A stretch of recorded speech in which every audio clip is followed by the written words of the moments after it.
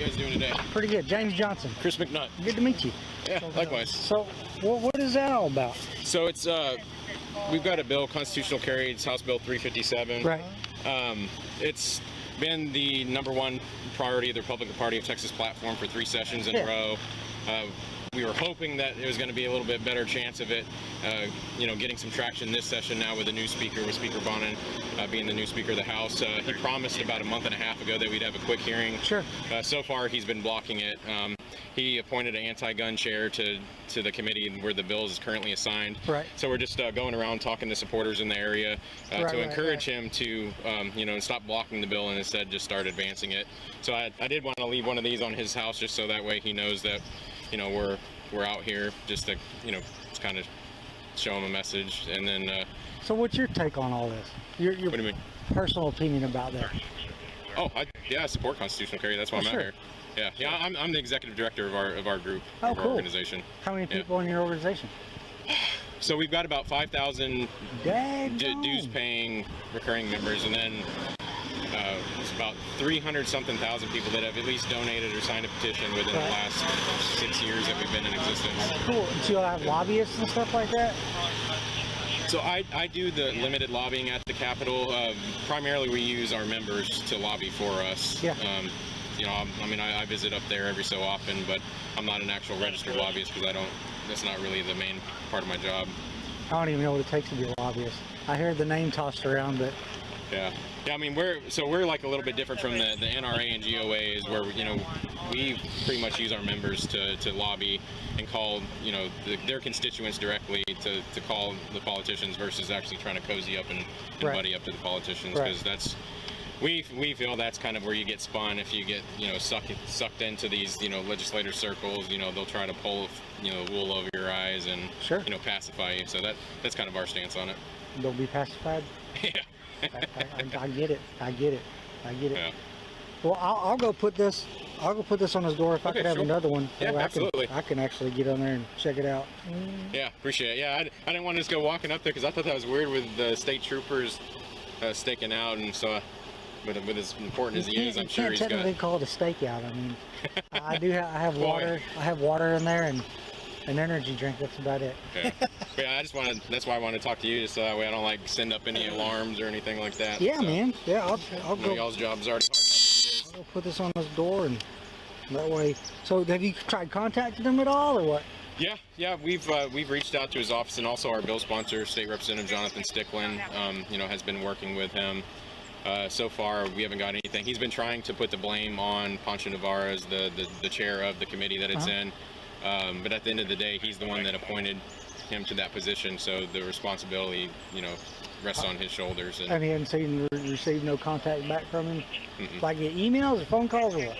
You tried to call him on the phone? Yeah, call, email. We actually tried contacting Governor Abbott too. It took him about probably a month or two before we got a response, although that's a little understandable because of the position that he's in. Sure. But I also ran into his chief of staff in person too, so I think that gave them a little urgency. Oh yeah. But no, he hadn't contacted you back yet. Well, I know.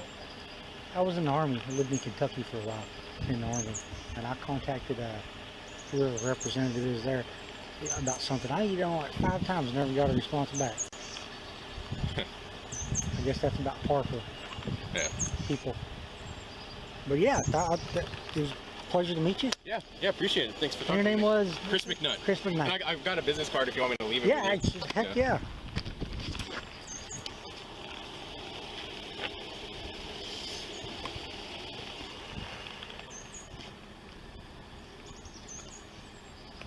So this is different from the keys.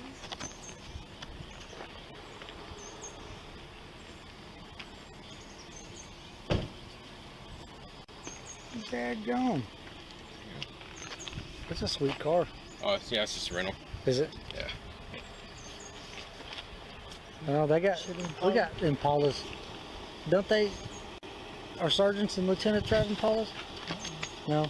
The Taurus. The Taurus, that's right. That looks sharp though. I like that color. So this is like a better. This bill would be better than the Second Amendment. I mean, it's more or less reaffirming the Second Amendment. Basically, if you're already a law-abiding person that's able to, legally possess a firearm, then we believe that you should be able to carry without having to. To go get like a concealed handgun license, or is that what you're talking about? Yeah. Currently, there's 16 states that have already passed the constitutional carry law. South Dakota, North Dakota, and Oklahoma all passed it this year. I think Arizona's constitutional carry as well. Yep, they are. 31 states, actually it might even be higher now, I can't remember, have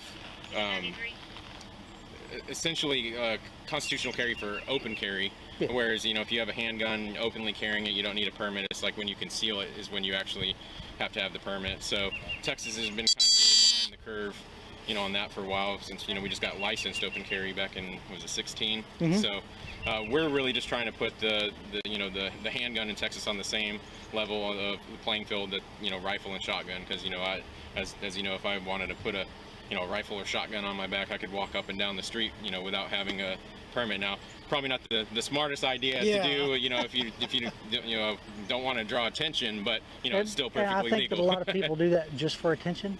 Yeah. But well, I mean, the open carry movement, I mean, that was kind of born out, like it goes hand in hand with the constitutional carry thing, and I think that was the way that they went about it, to try to bring attention to the issue, to try to make it okay. But instead, we only got licensed open carry, so it's kind of those backroom deals to try to pacify gun owners, more or less. That was the compromise version that came out of that, was licensed open carry instead of constitutional carry or unlicensed open carry. And I get what you're saying. So did you drive all the way down there? Did you fly? Oh no, I flew. Oh, dad, God. Yeah, I was in Lubbock and Amarillo the last 2 days, doing the same thing for a couple of Speaker Bonnen's top lieutenants. Dustin Burrows, he's the Republican caucus chair, and also Fort Price, he's the chair of the calendars committee. So they're two very influential. And did you get in touch with those guys?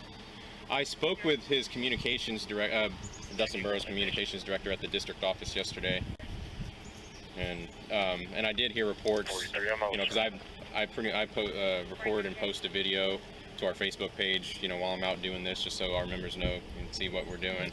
And I noticed on the comments yesterday on Representative Burrows' post that people that were calling his office were telling him that he doesn't support the bill because he's telling everybody that it'll allow criminals to carry, which it's not true. So it's a law-abiding citizen with no criminal records. Yeah, that's what I'm talking about. So have you enjoyed all of Lake Jackson, Texas? Not quite. I wish I could spend some more time out here, because it does seem. So I live in the Richardson area, which is in Dallas. So it's this is a little more calm, laid back, more peaceful. I'm telling you, kind of more of what I This is a great place to be. Yeah. I love it here. So if you go down and drive to Blue Water Highway, it runs along the whole beach, and you can, I don't know if the ocean's angry today or not, but usually it's nice and it's a pretty scenery. So is that down like Freeport area? Or? Yeah, if you go down with 332 to 3005 is the actual Blue Water Highway. It costs you $2 to get across the toll bridge, and then $2 back. But it's a pretty cool drive. So if you want to go to Galveston after this and check it out, go towards Surfside. It's a pretty good way to get there. Okay, cool. Well, appreciate it. Yeah, absolutely. So y'all heading back after this, or what do you? No, well, so I'm going to be in the area. I mean, I've got a list of different elected officials, donors, TXGR members, and stuff that I'm going to be bid dropping, just to try to encourage them to call Speaker Bonnen and just kind of turn up the pressure, get them to do the right thing. Yeah. So. That's what I'm talking about. Man, pleasure to meet you. Yeah, pleasure likewise. Yeah, and thank you all for everything you do. Absolutely. I'll go put this on his door right now, and Have a good one. you'll be careful now.